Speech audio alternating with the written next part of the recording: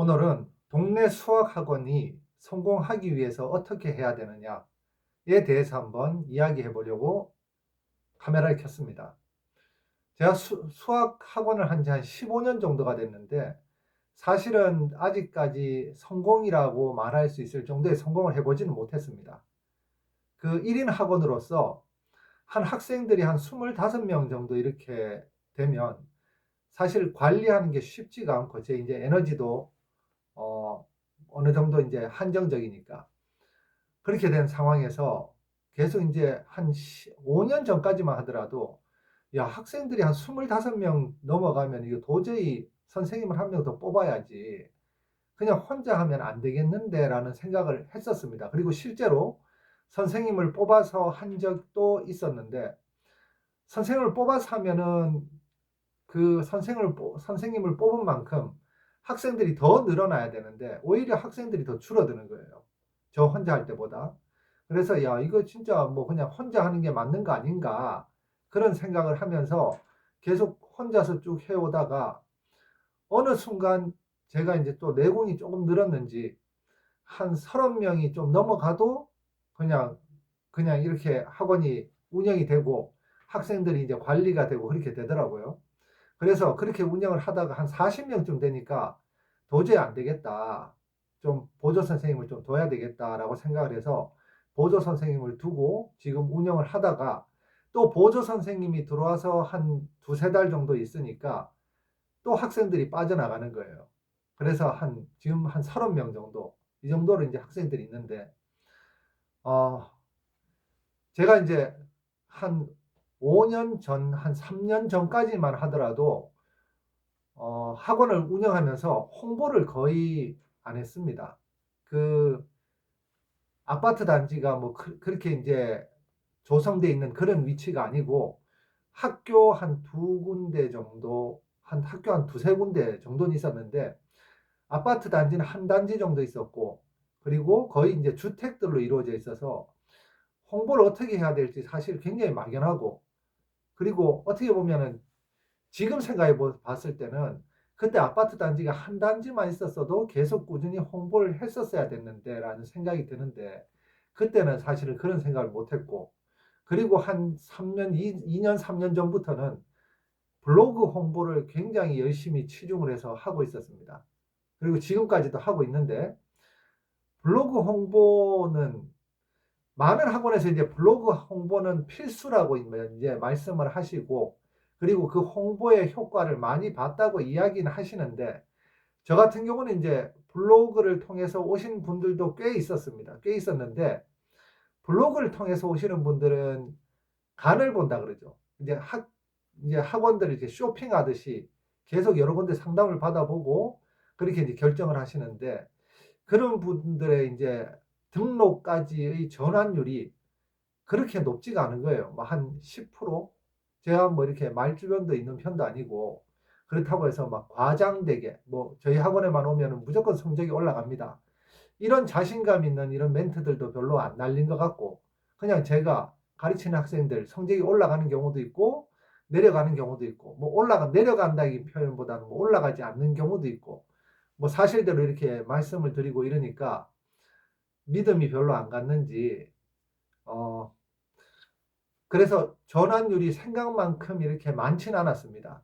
그리고 블로그로 학원들이 발전했다라고 이렇게 말씀하시는 그런 학원의 원장님들, 그 블로그를 제가 이제 들어가서 보니까 블로그 글의 개수라든지 아니면 블로그 내용이라든지 저하고 비교했을 때 그렇게 뭐 저보다 더 뛰어나게 잘하셨다, 이런 생각은 별로 안 들더라고요. 제가 잘했다기보다는 다 그냥 비슷비슷하다. 음, 블로그는 당연히 있어야 되는 필수 조건이지, 블로그만 있으면 모든 것이 다 완성된다라는 그런 충분 조건은 아닌 것 같았어요, 학원 성공에 대해서. 그래서 그 계속 블로그도 물론 글을 쓰고 올리고 하지만, 요즘 같은 경우는 이제 현수막이라든지 전단지라든지 이런 것들도 규제도 많고, 그리고 워낙 또 학원들이 지금 많이 생겨난 경우라서, 제가 지금 과거에 이제 학부모님들이 상담을 오셔서 바로 등록으로 연결되는 경우를 한번 생각을 해보면, 학생들이라든지 학부모님 추천을 통해서 오신 분들은 거의 학생들을 맡기겠다라는 생각을 가지고 오신 분들이 굉장히 많았습니다. 그래서 그리고 실제로 이제 성공하시는 원장님들, 제가 이제 세미나도 한 번씩 가보고 그분들의 영상도 보고 이렇게 해보면, 성적을 올려서 그러니까 학생들이 모집되는 경우가 가장 많았어요. 성적을 올리는 거. 우리가 보통 이제 학원들 선생님들끼리 이야기하실 때 보면, 학생들 성적 올리는 거, 가르치는 거, 강의력 이런 건 기본이 아니냐 이렇게들 말씀을 많이 하시는데, 사실은 그 기본이 쉽지가 않은 거죠. 그 학생들, 제가 이번에도 시험 준비를 하면서 중학교 2학년 같은 경우에는 처음에 한 3달 전쯤에 저희 학원에 들어왔을 때 1학기 기말고사를 쳤을 때 한 60점대 맞았던 학생이었는데, 지금 이번에 중간고사를 쳐서 95점을 맞아서 그 학생의 경우에는 제가 참 보람도 느끼고 뿌듯하고, 이런 학생들은 좀 입소문을 좀 내줘야 되는데 이런 생각을 좀 하게 하는 학생들이 있었고, 또 한 6, 70점대 학생들인데 이 학생들은 제가 정말 열심히 가르치고 푸시하고 애써도 애들이 기본적으로 숙제를 잘 안 합니다. 숙제는 진짜 하라고 계속 문자 보내고 엄마들한테 연락하고 막 이렇게 해도 숙제를 잘 안 해요. 그 대신에 그 학생들 오면은 학원에서 제가 한 2시간 반, 3시간 정도 이렇게 붙잡아 놓고 문제를 풀리고 1대1로 계속 설명을 해주고 하는데, 이번에도 시험을 쳤는데 그런 학생들, 그러니까는 한마디로 수동적인 학생들이죠. 학원에서 시키는 대로 하고 학원이 모든 걸 다 해줄 거라고 생각을 하고, 그 학원에 왔을 때는 그래도 뭐 열심히 하기는 합니다. 그런데 이런 학생들의 경우에는 문제의 수준이 좀 쉬우면, 그러니까 어렵지 않으면 그래도 어느 정도 결과를 만들어낼 수 있는데, 이번 시험 같은 경우는 저희 이제 동호지구 이 학교에서 시험이 좀 문제가 3학년의 경우는 좀 어렵게 나왔습니다. 이런 경우에 그 본인 스스로가 주체적인 마인드를 가지고 이 공부는 내 공부다 라는 생각을 가지고 공부한 학생들은 시험 치기 전에 이제 학교에서 내준 학습지 못 푼 문제들 체크를 해오면 제가 이제 그런 문제들 다 풀이를 해주고, 그리고 그 학생들의 경우에는 학습지가 한 10장 분량 정도가 되는데 거기에서 못 푼 문제도 한 10문제 이하입니다. 그러니까 대부분의 문제를 다 풀 수 있다는 이야기죠. 그런 학생들은 90점, 뭐 또 100점 이렇게 고득점을 받는데, 다른 학생들은 한 시험 쳐서 한 60점대, 50점대 맞는 학생들은 학습지가 어려워서 아예 공부를 안 하는 거예요.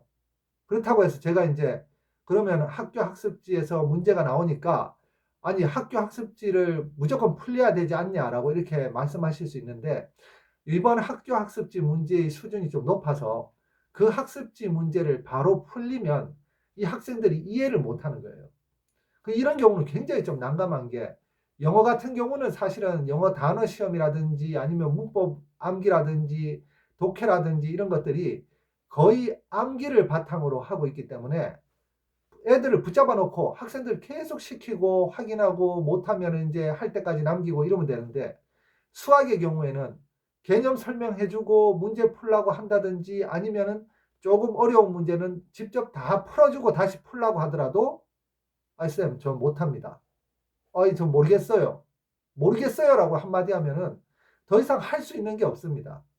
그래서 그런 애들은 붙잡아 놓고 할 수도 없고, 그래서 그런 애들 같은 경우는 제가 계속 옆에 앉아서 혼자 할 수 없는 경우는 계속 문제를 풀리고, 그리고 혼자 할 수 있는 능력이 어느 정도 있는 아이들은 그 아이들 수준에 맞는 문제들을 제가 뽑아서 아니면 교재를 선정해서 문제를 계속 풀리는데, 이번에 저희 동호지구에 있는 어느 중학교의 경우에는 문제의 수준이 보통 한 70점 정도 맞는 학생들이 혼자서 풀 수 있는 수준의 문제들이 아닌 거예요. 이런 경우는 아이들이 시험을 지금 다 치고 이제 중간고사를 치고 결과가 다 나왔는데 저도 사실 좀 실망스럽고, 야, 이런 아이들을 데리고 어떻게 성적을 올려야 되냐. 그리고 성적을 올려야지만 학원이 홍보가 되고 학생들이 늘어나서 학원이 성공하게 되는데, 수학학원은 어떻게 해서 이 학생들을 성적을 올려야 될지 많이 고민이 됩니다. 그리고 이 영상을 찍는 것도 사실은 이 영상을 보신 선생님들도 제가 이제 이렇게 추천을 드리고 싶습니다. 제가 지금 제가 블로그에 글도 많이 쓰지만 성공한 원장님들 블로그 글도 많이 보고 영상도 많이 찾아서 보는데, 그분들이 사실은 성공을 이제 하신 분들이 이제 영상을 올리시는 경우가 많죠.